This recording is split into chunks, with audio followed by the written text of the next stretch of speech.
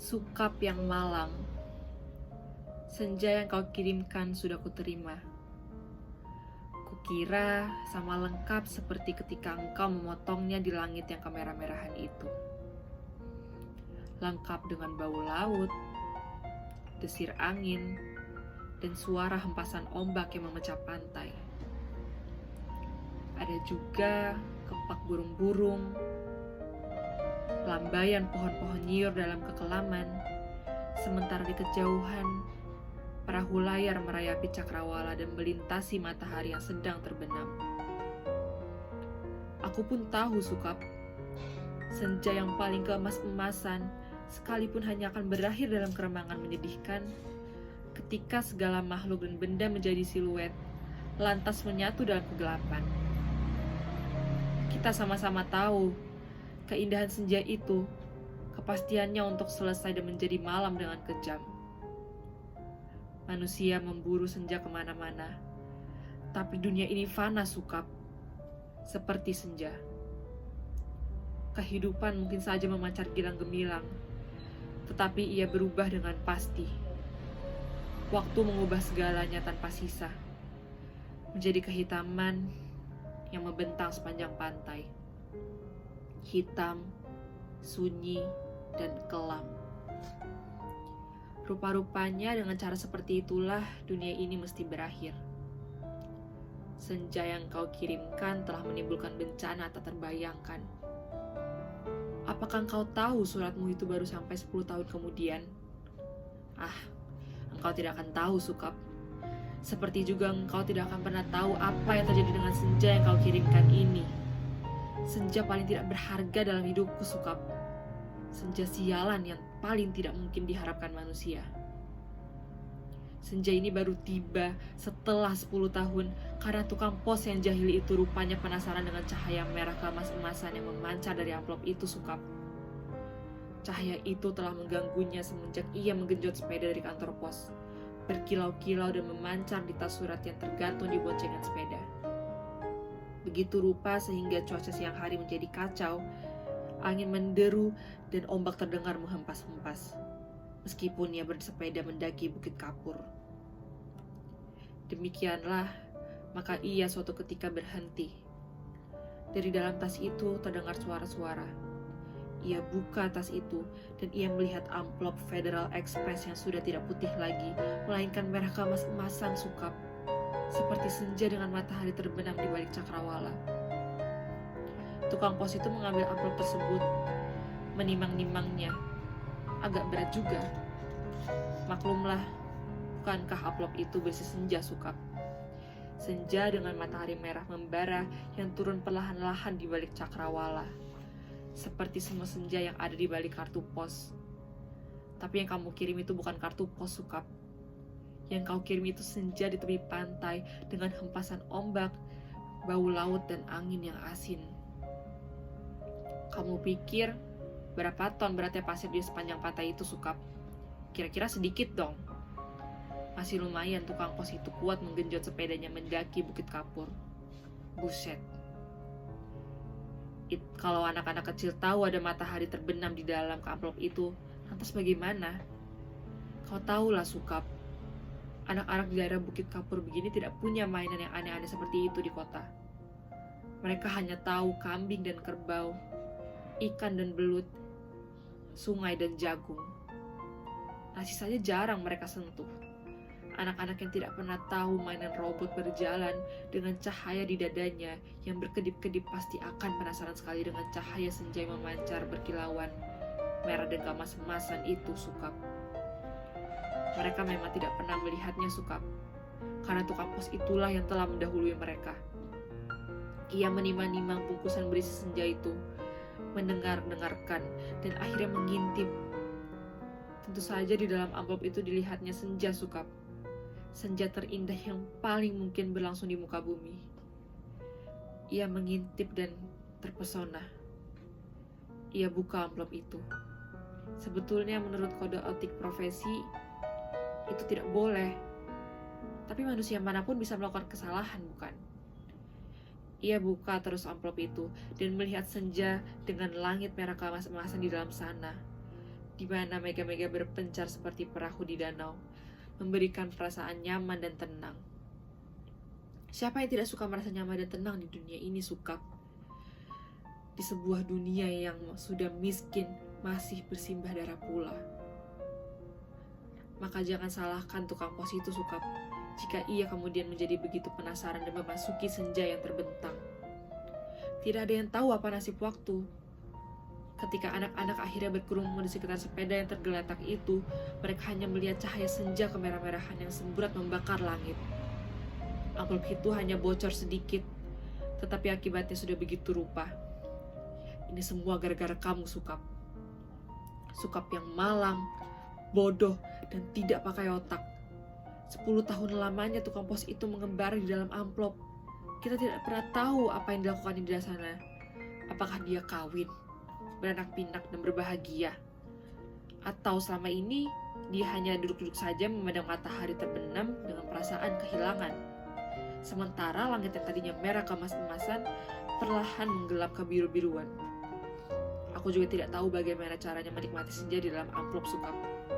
Sebuah ruang yang sungguh-sungguh terdiri dari waktu. Apakah waktu bisa diulang atau bagaimana? Aku belum pernah memasuki senja di dalam amplop.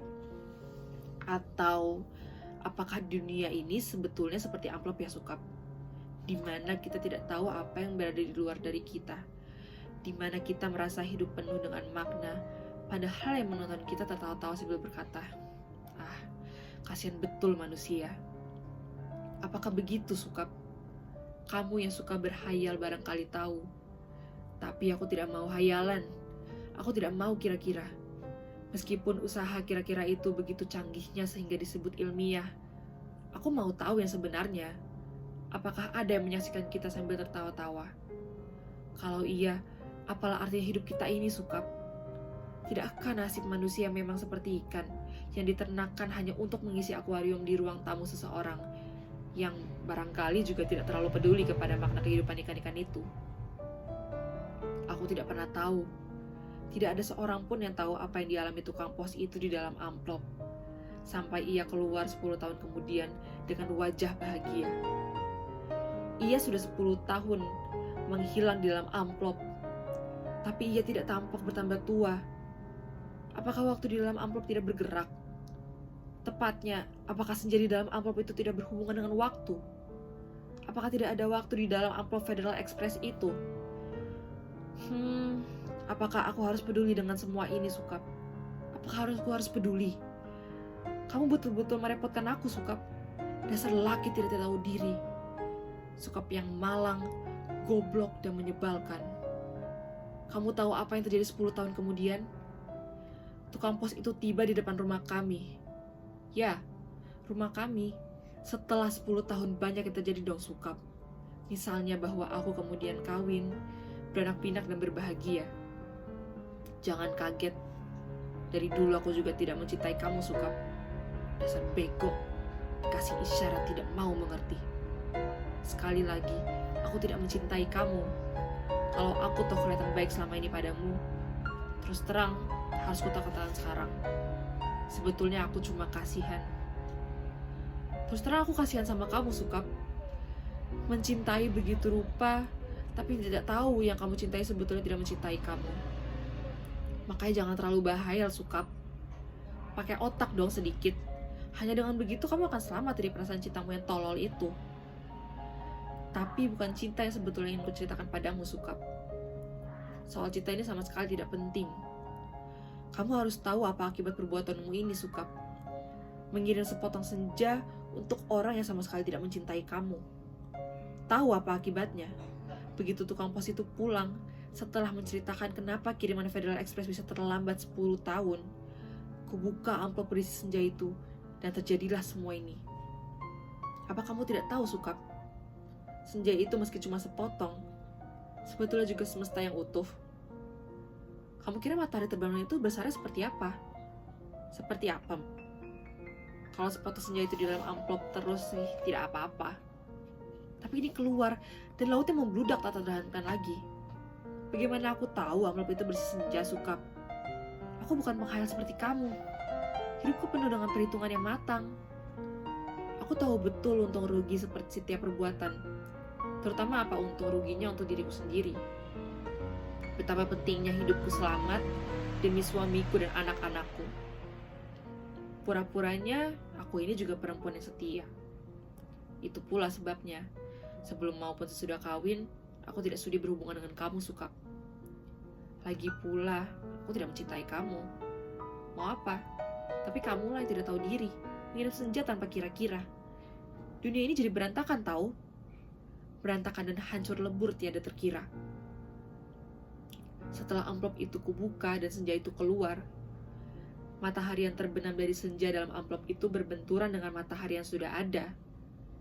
Langit yang biru bercampur aduk dengan langit kemerah-merahan yang terus-menerus berkedap menyilaukan karena cahaya kemas-emasan yang menjadi semburat tak beraturan.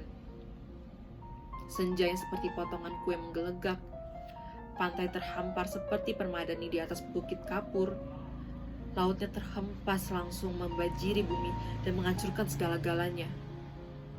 Bisalah kau bayangkan, Sukap, bagaimana orang tidak panik dengan gelombang raksasa yang tidak datang dari pantai tapi dari atas bukit. Air bah membanjiri bumi seperti zaman Nabi Nuh. Dunia menjadi gempar. Tidak semua kapal dan perahu yang ada cukup untuk seluruh umat manusia, kan? Lagi pula sampai kapan kapal dan perahu itu bisa bertahan? Tiada satu kota pun yang selamat. Lautan dari senjamu yang membuat langit merah membara itu menghempas dan membajiri bumi dengan cepat sekali. Gedung-gedung mencakar langit di setiap kota besar di seluruh dunia, gunung-gunung tertinggi di muka bumi, semuanya terendam air. Sukap, bumi ini sekarang sudah terendam air. Di mana-mana air dan langit senja tak kunjung berubah menjadi malam. Segalanya kacau, Sukap, gara-gara cintamu yang tak tahu diri. Sukap yang malang, paling malang dan akan selalu malang. Aku menulis surat ini dengan kertas dan pena terakhir di dunia, di atas puncak Himalaya. Di depanku ada sebuah sampan kecil dengan sepasang dayung dan sebungkus super mie. Itulah makanan terakhir di muka bumi. Sisa manusia yang menjadi pengembara lautan di atas kapal dan perahu telah mati semua, karena kehabisan bahan makanan maupun mayat teman-temannya sendiri. Manusia memang banyak akal, tapi menghadapi senja dari dalam amplop itu tidak ada jalan keluar. Banyak orang mempertanyakan diriku, kenapa aku membuat dirimu begitu cinta menggebu-gebu? Padahal cinta secuil pun juga tidak. Sehingga kamu mengirimkan sepotong senja itu kepadaku dan tumpah ruah membanjiri bumi. Tapi coba katakan, itu bukan salahku toh, Sukap. Aku tidak mau disalahkan atas bencana yang menimpa umat manusia. Mengapa cinta harus menjadi begitu penting sehingga kehidupan terganggu? Ini bukan salahku. Air laut kulihat makin dekat. Setidaknya setengah jam lagi tempat aku menulis surat ini sudah akan terendam seluruhnya. Aku akan naik perahu, mendayung sampai teler, makan super mie mentah, lantas menanti maut. Aku kirim kemana surat ini? Barangkali kamu pun sudah mati, Sukap. Semua pengembara di lautan sudah mati. Sedangkan di puncak tertinggi di dunia ini tinggal aku sendiri. Dari hari ke hari memandang senja yang selesai, di mana matahari tidak pernah terbenam lebih dalam lagi. Semesta dalam amplop itu telah menjadi pemenang dalam benturan dua semesta. Namun semesta dalam amplop itu cuma sepotong senja. Sehingga dunia memang tidak akan pernah sama lagi. Kalau aku mati nanti, bumi ini akan tetap tinggal senja selama-lamanya, dengan matahari terbenam separuh yang tidak pernah turun lagi. Langit merah selama-lamanya, lautan jika selama-lamanya, tetapi tiada seorang manusia pun memandangnya. Segenap burung sudah punah karena kelelahan terbang tanpa henti. Tinggal ikan-ikan menjadi penguasa bumi. Di kejauhan, kulihat ikan paus merah yang menjerit dengan sedih. Sukap, aku akan mengakhiri surat ini. Akan kulipat menjadi perahu kertas dan kulayarkan ke laut lepas. Bahkan bukan tidak mungkin surat ini akan terbaca juga.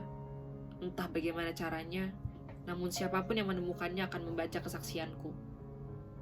Jika tidak, Aku pun tidak tahu apa nasib waktu. Kupandang senja yang abadi sebelum melipat surat ini. Betapapun semua ini terjadi karena cinta.